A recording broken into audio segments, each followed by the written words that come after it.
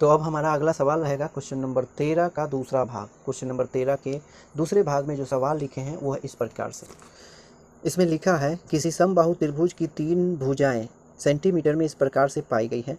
पहली है 2x - 3y + 1, x + y - 1 और 3x - y - 9। त्रिभुज की परिमिति निकालें। यानी हमें किसी समबाहु त्रिभुज के बारे में बताया जा रहा है कि जिसकी तीनों भुजाएं इस प्रकार से हैं। पहली भुजा के बारे में बताया जा रहा है कि वो कितनी है, 2x - 3y + 1, दूसरी भुजा है x + y - 1 और तीसरी भुजा के बारे में बताया 3x - y - 9। तो इस प्रकार से हमें किसी समबाहु त्रिभुज की 3 भुजाएं दी गई हैं। पहली भुजा है ये, दूसरी भुजा ये है और तीसरी भुजा ये है, ठीक ना, चर के रूप में, 2 चर के रूप में दी गई है। तो समबाहु त्रिभुज की बात हो रही है, तो समबाहु त्रिभुज को हम इस प्रकार से लिख सकते हैं। यहाँ पर लिख लेते हैं, ये त्रिभुज इस प्रकार से हो जाएगी, ठीक ना। इसमें पहली भुजा ये है तो यहाँ पर हम लिख लेंगे कितना, ये हो जाएगी 2x - 3y + 1 और दूसरी भुजा ये जो हम इसे लिख देंगे ये x + y और -1 और तीसरी भुजा को हम यहाँ पे लिख सकते हैं ऐसे, कितना, 3x - y और -9, ठीक ना। तो इस प्रकार से त्रिभुज की तीनों भुजाएं हैं, यानी समबाहु त्रिभुज है, ठीक ना। तो समबाहु त्रिभुज वह त्रिभुज होता है जिसकी सभी भुजाएं आपस में बराबर होती है, ठीक ना, सभी भुजाएं आपस में बराबर होती है। तो यहाँ जो दिया गया है ये समीकरण नहीं है, ठीक ना, एक बीजगणितीय व्यंजक है। तीनों भुजाएं बीजगणितीय व्यंजक में दी गई है, समीकरण के रूप में नहीं दी गई है। इसीलिए हमें क्या करना है कि इसे पहले समीकरण के रूप में व्यक्त करना है, फिर उसे हल करके, है ना, x और y का वैल्यू निकालना है, ठीक। जब x और y का वैल्यू निकल जाएगा तो इस भुजा को हम निकाल सकते हैं, ठीक ना। तो हम इसे हल करते हैं, ठीक ना। तो हल इसे कैसे करेंगे, तो हम एक कॉन्सेप्ट लगाएंगे। कौन सा कॉन्सेप्ट, समबाहु त्रिभुज का कॉन्सेप्ट। समबाहु त्रिभुज वह त्रिभुज होता है जिसकी सभी भुजाएं आपस में बराबर होती हैं। तो अगर हम इसे मान लेते हैं ये a है, ये b है और ये c है, तो ये जो भुजा हो जाएगी, ये भुजा कौन सी हो जाएगी, a b, ठीक ना। तो लिखेंगे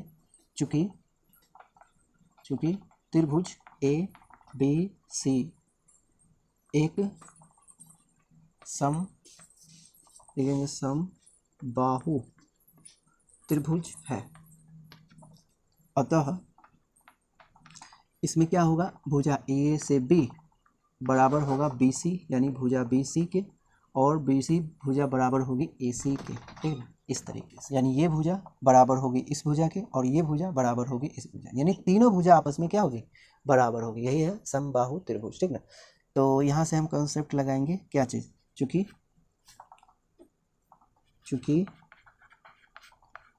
AB बराबर है BC के, ठीक ना, यानी AB और BC आपस में बराबर है ना, तो AB और BC को बराबर करेंगे। तो AB को कितना मान लिए, ये मान लिए, ठीक ना। तो यहाँ AB जो भुजा है उसे लिखेंगे इस तरीके से, कितना है AB, ये है AB, तो 2x - 3y + 1 बराबर में BC ये रहा, x + y - 1, ठीक।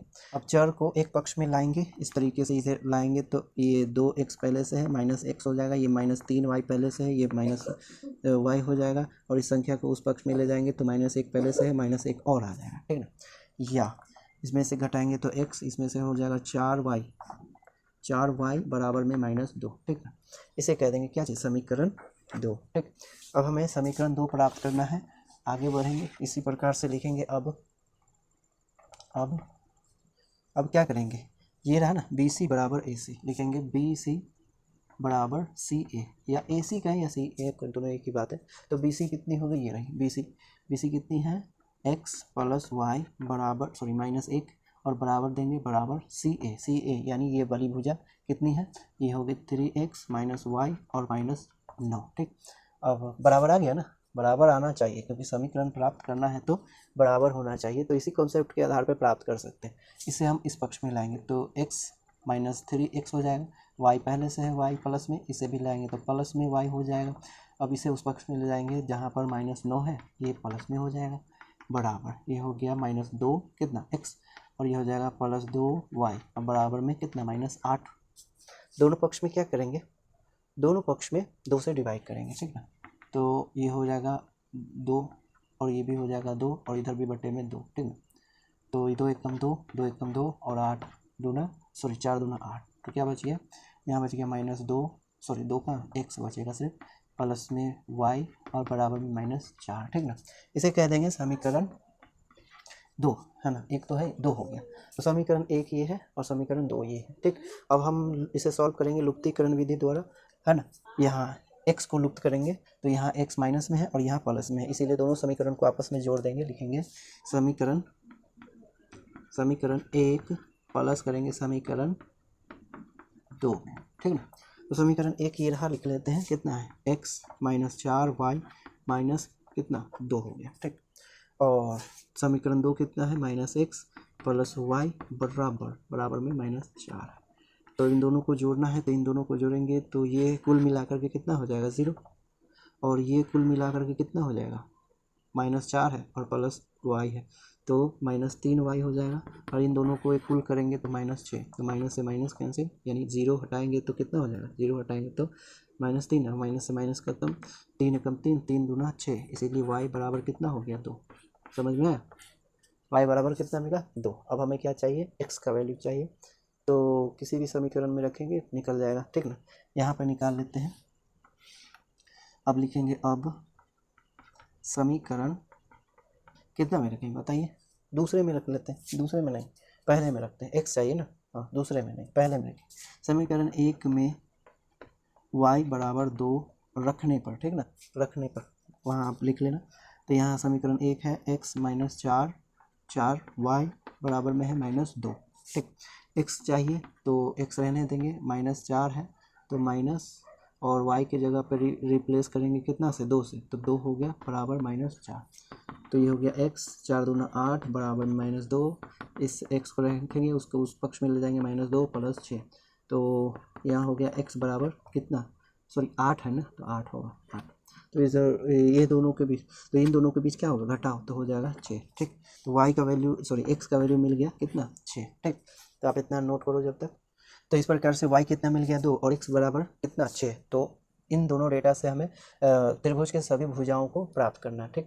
तो एक एक करके करते हैं, पहले ए बी है, तो ए बी कितना है, 2x -3y प्लस 1 है, तो यहाँ पर 2 और x को रिप्लेस करना है 6 से, और 3 और y को रिप्लेस करना है कितना से, 2 प्लस 1, हल करेंगे तो कितना हो गया, 12 - 6 प्लस 1, 12 में से 6 गया तो 6 और प्लस 1 यानी 7, इसीलिए ए बी बराबर कितना हो गया, 7 हो गया, ठीक ना। ए बी यानी एक भुजा, ये सेंटीमीटर में आ रहा है, बोला ना सेंटीमीटर में लिखना है, तो यहाँ लिख लेना है सेंटीमीटर, ठीक ना। तो ए बी 7 सेंटीमीटर। फिर अब क्या करना है, अब यहाँ पर लिख लेंगे, अब दूसरी भुजा बी सी चाहिए, यहाँ पर घेर लेंगे,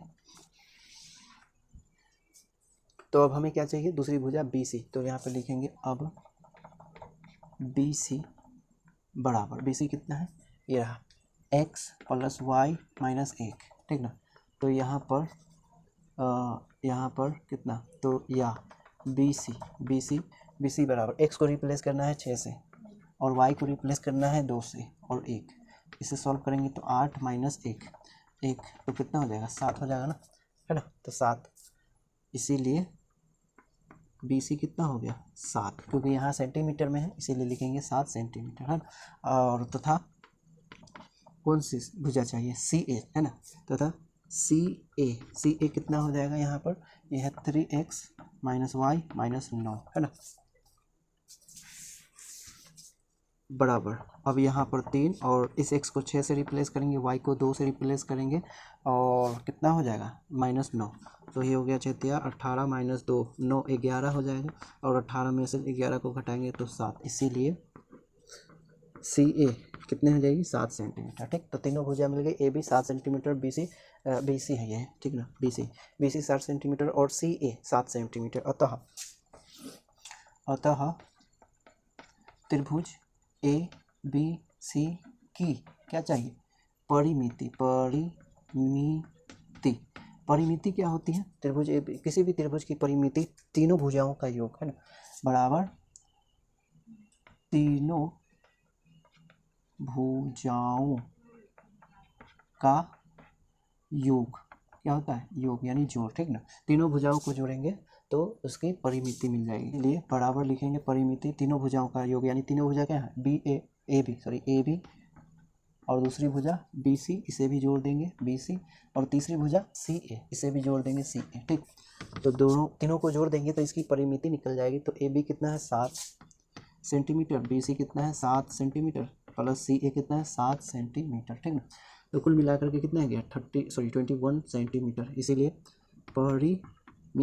परिमिति बराबर कितनी होगी 21 सेंटीमीटर। ठीक ना, तो इस प्रकार से हमारा आंसर कितना हो गया 21 सेंटीमीटर। ठीक।